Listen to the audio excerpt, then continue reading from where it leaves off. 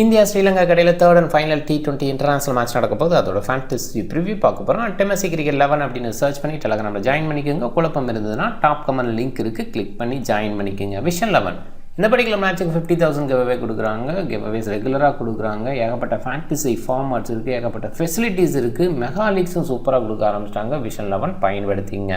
Vision 11 install பண்ணலைன்னா top comment link இருக்குது, click பண்ணி இன்ஸ்டால் பண்ணி என்னோட ரெஃபரல் கூட பயன்படுத்த மறக்காதீங்க. வெனியூன்னு பார்க்கும்போது பள்ளிக்கலை இன்டர்நேஷனல் கிரிக்கெட் ஸ்டேடியம் பள்ளிக்கலையில் தான் இந்த மேட்ச்சு. கண்டிஷன் க்ளௌடியாக இருக்குது, மழை பெய்யறதுக்கான வாய்ப்பு குறைவு.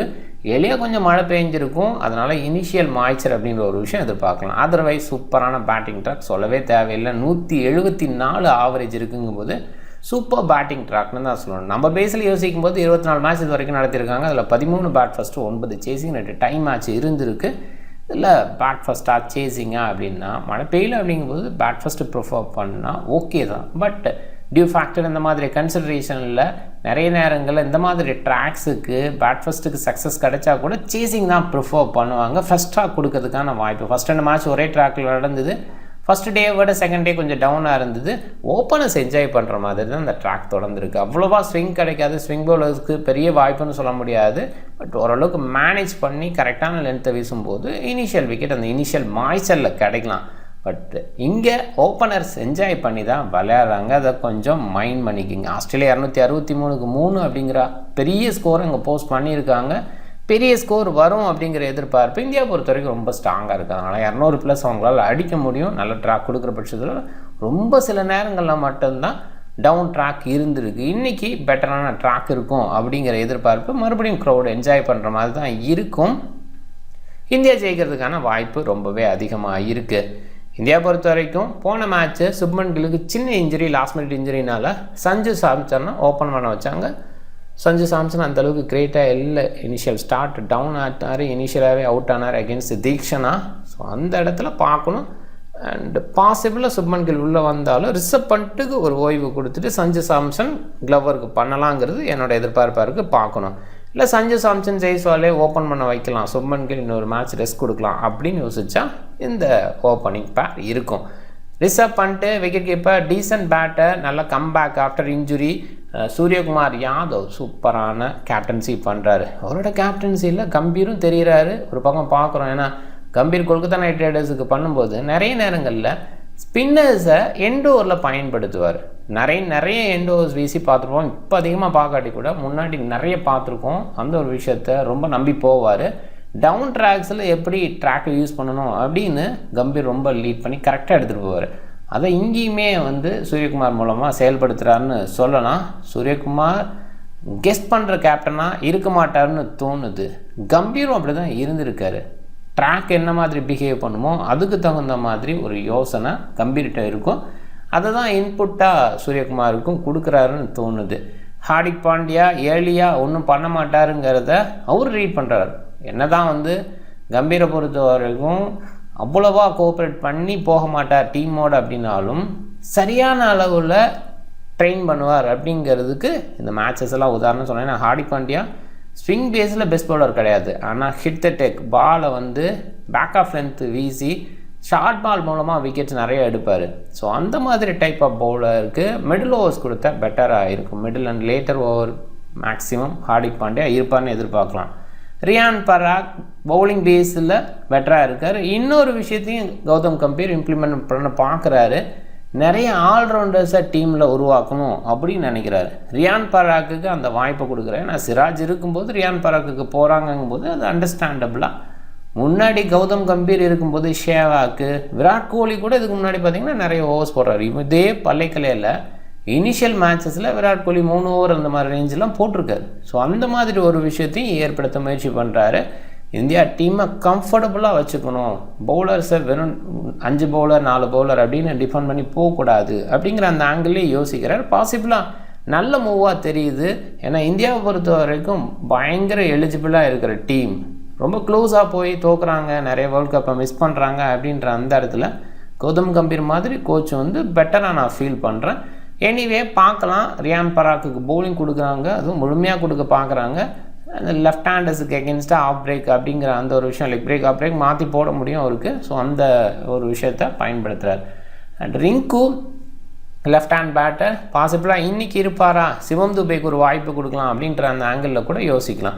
ஒரு பாயிண்டில் சிவம் துபே அண்ட் வாஷிங்டன் சுந்தர் 2 பேர்த்துக்கும் வாய்ப்பை கொடுத்துட்டு அக்ஸருக்கு ஒரு ரெஸ்ட்டை கொடுக்கலாம், சிராஜுக்கு ஒரு ரெஸ்ட்டாக கொடுக்கலாம். ஏன்னா பேஸில் நிறைய பயன்படுத்துறதில்ல சிராஜை அப்படின்னா 2 ஓவர் தான் இனிஷியலாக வீச வைக்கிறாங்க, லேட்டர் பேஸில் அவ்வளோவா எடுத்து வரதில்லை அப்படின்னா சிவம் துபேவே எடுத்துக்கலாம்.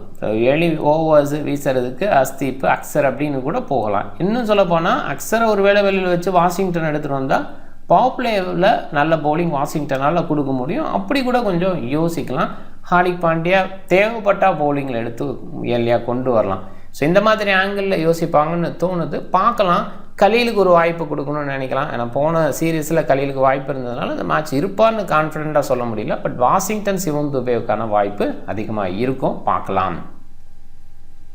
ஸ்ரீலங்கா பத்தும் நிசங்கா குசல் மெண்டிஸ் 2 பேருமே ஓப்பன் பண்ணுறாங்க. குசல் மெண்டிஸ் ஃபஸ்ட் இன்னிங்ஸாக இருந்தால் கொஞ்சம் தடுமாற்றம் இருக்க வாய்ப்பு இருக்குது. ஏன்னா த்ரூ த லைன் ஆடக்கூடிய பிளேயர் நிறைய நேரங்களில் ஸ்விங் கிடைக்கிற இடத்துல கஷ்டப்படுவார். குறிப்பாக நல்ல பேஸ் யூனிட்டுக்கு எகென்ஸ்டாக ரொம்பவே கஷ்டப்படுவார். ஸ்பின்னர்ஸ் நிறையா பயன்படுத்தின அந்த இடத்துல இவரோட பேட்டிங் சூப்பராக இருக்கும், அதில் டவுட்டே கிடையாது. கொஞ்சம் டவுன் ட்ராக்ஸில் ரொம்பவே சூப்பரான பேட்ஸ்மேன். போன மேட்ச் டவுன் ட்ராக் தான். நான் ஏர்லியாக கொஞ்சம் ஃபஸ்ட் பேட்டிங்காக இருக்கனால அந்த இடத்துல கன்சிடர் பண்ணாமல் இருந்திருக்கலாம். ஸோ டெஃபினட்டாக செகண்ட் பேட்டிங்காக இருந்தால் குசல் மெண்டிஸ் பெட்டர் அவுட்புட் கொடுக்க வாய்ப்பு இருக்குது. அந்த மாதிரி ட்ராக்ஸில் அவர் ரொம்பவே சூப்பராக இருப்பார். அவரோட நம்பர்ஸ் நீங்கள் ஒன் டேயில் கூட பார்த்தீங்கன்னா ஃபஸ்ட்டு 10 ஓவரில் அவர் இருக்கிற இடத்துல சக்ஸஸ் கிடையாது. லேட்டர் பீஸில் பேட்டிங் வரும்போது ரொம்ப லென்த்தாக எடுத்துகிட்டு போயிருக்கார். அந்த மாதிரி ஒரு குவாலிட்டி பேட்டர் லேட்டர் பிச்சில். அண்டு நிசங்கா அதுக்கு அப்படியே ஆப்போசிட்டு இனிஷியலாக ஸ்விங் கிடைக்கிற மாதிரி ட்ராக்ஸில் ரொம்பவே சூப்பராக பேட் பண்ணுவார். இன்னும் சொல்லப்போனால் ஸ்விங் பவுலர்ஸ் இருக்கிற யூனிட்டுக்கு எகென்ஸ்டாக பேட்டிங் நல்லா பண்ணுவார். அதுக்கு எக்ஸாம்பிளாக அகென்ஸ்ட் ஆஸ்திரேலியா நல்லா பண்ணியிருக்கிறது தெரிஞ்சிருக்கும். அண்ட் குசல் ஃபெராரே ஒரு பாயிண்டில் left arm spinner India side இருக்கிற இடத்துல இவர் கொஞ்சம் பெட்டர் பேட்டிங் டிஸ்பிளே கொடுக்க முடியும். டீசெண்டான பேட்டர். பட் ஒரு அளவுக்கு மேலே அந்த எனர்ஜியை சேவ் பண்ணி எடுத்துகிட்டு போக மாட்டுறவரோ அப்படின்னு தோணுது. பார்க்கலாம். சரித் அசலங்கா டீமை லீட் பண்ணுறாரு. டீசெண்டான லீடர், ஓகேவா கண்டிப்பாக சொல்லலாம். கமிண்ட் மெண்டிஸு நல்ல பேட்டிங் டிஸ்பிளே ரீசெண்ட் டேஸில் கொஞ்சம் உள்ளே வராரு. பட் இவருமே பெரிய இன்னிங்ஸாக பில்ட் பண்ணுற மாதிரி தெரியல. லேட்டர் பேஸில் அந்த ஒரு விஷயம் வரலாம். லசன் சனக்கா 2 மேட்ச்சில் ஃபெயிலியர் தான். பவுலிங் பேஸில் பயன்படுத்துவாங்கன்னு எதிர்பார்த்தோம். போன மேட்ச் இல்லையா வீசினார், ஆனால் ஃபஸ்ட் மேட்ச்சில் பயன்படுத்தலை. ரொம்ப ஃப்ளாட்டராக இருந்ததுனால பவுலர் பேஸ்லேயே போயிடலாங்கிற thought Charith Asalanka. Over thinking வேணாம் அப்படிங்கிற அந்த ஆங்கிளில் டசன் சனக்கா சைடு போகலை. பட் நிறைய ரன்ஸ் போகும்போது டசன் சனக்கா சைடு போயிருக்கலாம் 1-2 ஓவர் அப்படின்னு தோணுது. எக்ஸ்பீரியன்ஸ் பவுலர் சனக்கா அப்படின்றதுல டவுட்டே இல்லை. ஹசரங்கா, ரமேஷ் மெண்டிஸ், தீக்ஷனா, அசிதா ஃபெர்னாண்டோ அண்ட் பதிரானா இவங்களாம் இருந்தாங்க. பதிரானா சூப்பர் பவுலிங் ஃபஸ்ட் மேட்ச்சில் கலக்குன 2 ஓவரில். அசிதா ஃபெர்னாண்டோ ரீசெண்டாக எல்பியில் நல்ல பவுலர் இருந்தால் அது கண்டினியூ ஆகும்னு எதிர்பார்க்கலாம். தீக்ஷனாவோட பவுலிங் பாசிபிளாக பெட்டராக இருக்கலாம். Ramesh Mendis off break bowling நல்ல பவுலர், ஆனால் அண்டர் ரேட்டடாக ஏற்கனவே ஸ்பின்னர் பேஸில் தீக்ஷனா ஹசரங்கா இருக்கலாம். ரமேஷ் மெண்டிஸ் சைடு அதிகமாக போகிறது கிடையாது. பட் குவாலிட்டி அவர்கிட்ட இருக்குது, அதில் டவுட்டே இல்லை. ஒருவேளை இன்றைக்கி சமிண்ட் விக்ரமசிங்கேக்கு வாய்ப்பு கொடுக்குறாங்களே, நல்லா பேட்டிங் கொடுத்தாரு, நல்ல ஆல்ரவுண்ட் பர்ஃபார்மன்ஸ் ரீசெண்டாக கொடுத்தாரு. துனித் வேலலகேக்கு ஒரு வாய்ப்பு கொடுக்குறாங்களா அதை பார்க்கணும். மதுசங்கா போன மேட்ச்சு இல்லை, ஃபஸ்ட் மேட்ச்சில் இருந்தார். அது கொஞ்சம் டவுன் ட்ராக் இருந்ததுனால மதுசங்கா சைடு போகலை. டெஃபினட்டாக ஸ்விங் கிடைக்கிற இடத்துல இருந்தால் மதுசங்காவோட பவுலிங் ரொம்பவே சூப்பராக இருக்கும். ஆனால் இங்கே அவ்வளோவா இல்லைங்கிறனால பெருசாக யோசிக்க வேண்டாம். கொஞ்சம் ரன்ஸுக்கு போனார் அப்படின்றதுனால வெளியில் வச்சாங்க. பார்க்கணும். Venura Fernando decent bowler, but injury concern just pain அப்படின்ற அந்த ஒரு இடம் இருக்கனால பாசிபிளாக இருக்க மாட்டார்னு தோணுது. தினேஷ் சண்டிமலுக்கு ஒரு வாய்ப்பு கொடுக்குறாங்களா பார்க்கலாம். மேட்ச் ஃப்ளோன்னு பார்க்கும்போது சில மாற்றங்கள் இந்தியா சைடு இருக்கலாம், ஸ்ரீலங்கா சைடு இருந்தால் ஆச்சரியப்படுறதுக்கு இல்லை. பவுலிங் சைடுன்னு பார்க்கும்போது ஹார்திக் பாண்டியா, ரியான் பராக், அக்சர் பட்டேல், ரவி பிஸ்னாய், அஸ்தீப் அண்ட் முகமது சிராஜ் அப்படிங்கிற அந்த ஆப்ஷன்ஸ் இருக்குது. சிராஜுக்கு பதிலாக கலீல் எடுத்து வராங்களா, வாஷிங்டனுக்கு வாய்ப்பு கொடுக்குறாங்களா, இதெல்லாம் பார்த்துக்கணும். பிஸ்னாய் அண்ட் அஸ்தீப்போட ஃபுல் கோட்டாக இருக்குது. எண்ட் ஓவர்ஸில் அஸ்தீப் அண்டு சிராஜ் தான் எதிர்பார்க்குறோம். பட் ஸ்பின்னர் அக்சர் பட்டேல் மாதிரி ஸ்பின்னர் எண்டில் வீசினா ஆச்சரியப்படுறதுக்கு இல்லை. பவுலிங் ஆப்ஷன் இந்த சைடு கமிண்ட் மெண்டிஸ் சில ஓவர்ஸ் எப்பயாவது வரலாம் அண்ட் சனக்கா எப்பயாவது வரலாம். மற்றபடி பவுலர்ஸ் இவங்கெல்லாம் இருக்காங்க. ஃபுல் கோட்டான்னு யோசிக்கிறதுல ஹசரங்கா, தீக்ஷனா, பதிரானாவோட பவுலிங் எதிர்பார்க்குறோம். அண்ட் ஸ்லாக் ஓவரில் அசிதா ஃபெர்னாண்டோ அண்டு மதிச பதிரானா இவங்க தான் இருப்பாங்க.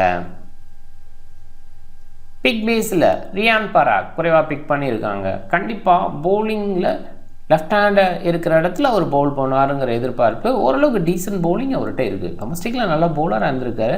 லேட்டர் பேஸில் ஃபஸ்ட் மேட்ச் எடுத்து வந்தாங்க, அங்கே 3 விக்கெட் எடுத்தார். போன மேட்ச்சு 4 ஓவரும் வீசினார், அதையுமே பார்க்குறோம். மஹிச தீக்ஷனா சூப்பர் பவுலர், நல்ல பவுலிங். போன மேட்ச்சை பொறுத்த வரைக்கும் டீசன்ட் பவுலிங் கொடுத்தாரு. அது இந்த மேட்ச்லேயும் கண்டினியூ ஆகலாம். அசித்த ஃபெர்னாண்டோ எண்டோரில் வீசினால ஒரு கன்சிடரேஷன். இந்த மாதிரி ட்ராக்ஸில் எண்டோர் பவுலர் நல்லா பண்ண முடியும். முகமது சிராஜ் 2 மேட்ச்லேயும் ஒன்றும் பண்ணலை. பாசிபிளாக அந்த மேட்ச்சில் பெட்டர் அவுட்புட் கூட கொடுக்கலாம், ட்ரை பண்ணி பாருங்கள். பட் சிராஜ் இருப்பாரா அப்படிங்கிற அந்த கேள்வி வருது. யசஸ்வி ஜெய்ஸ்வால், சூரியகுமார் அண்ட் ஹார்திக் பாண்டியா சைடு நிறைய பேர் போயிருக்காங்க கேப்டனாக. அண்டு சஞ்சு சைடு போகலாம். நிறைய நேரங்களில் எண்ட் மேட்ச்சில் அவர் நல்ல அவுட்புட் கொடுத்துருவார். பட் அடுத்த சீரீஸுக்கு அவர் எடுப்பாங்களா அப்படின்னா அங்கே இல்லைன்னு தான் சொல்லணும். நிறைய நேரங்களில் ஓப்பனிங் மேட்சஸில் இருக்கிறது இல்லை சஞ்சு சாம்சன். லேட்டர் மேட்ச்சில் வாய்ப்பு கொடுக்கும்போது அவர் ஓரளவுக்கு பயன்படுத்துவார். பட் அதுக்கப்புறம் அடுத்த சீரீஸில் தொடர்ந்து எடுத்துகிட்டு போகிறதில்ல அப்படிங்கிற அந்த ஒரு விஷயம் இருந்துகிட்டு இருக்கிறது தான். பார்க்கலாம், சஞ்சு இன்றைக்கி பெட்டர் அவுட்புட் கொடுக்கலாம். அஸ்தீப்பு ஏற்கனவே சொன்ன மாதிரி எண்டோர் பவுலர். அண்டு பதிரானா எண்டோரில் இதுக்கு முன்னாடியே கலக்கியிருக்கார், அந்த கலக்கல் தொடரலாம். டீம் பாருங்கள், சஞ்சு, சூர்யா, யசஸ்வி எடுத்திருக்கிறேன். கில் வந்தால் கில் ஒரு டீசன்ட் சாய்ஸாக பார்க்கலாம். டவுன் ட்ராக்ஸில் அவருமே பெட்டராக விளையாடுவார். ஃபெராரே டீசெண்டான பேட்டை அவர் மிஸ் பண்ணி போகிறதுனா போங்க. ஏன்னா பெரிய இன்னிங்ஸ் பில்ட் பண்ணுறது அப்படிங்கிறது கொஞ்சம் டவுனாக ஃபீல் பண்ணுறேன். ஒரு சில மேட்சஸ் ரீசெண்டாக லங்கா ப்ரீமியர் லீக்கில் பெட்டராக பண்ணார் அப்படின்னா கூட இந்த மாதிரி டவுன் ட்ராக்ஸில் அவர் கொஞ்சம் டவுனாகவும் வாய்ப்பு இருக்குது. ஜென்ரலாக லெஃப்ட் ஹேண்டை டவுன் ட்ராக்ஸில் பெட்டராக விளையாடுவாங்க அப்படிங்கிறது தெரியும்.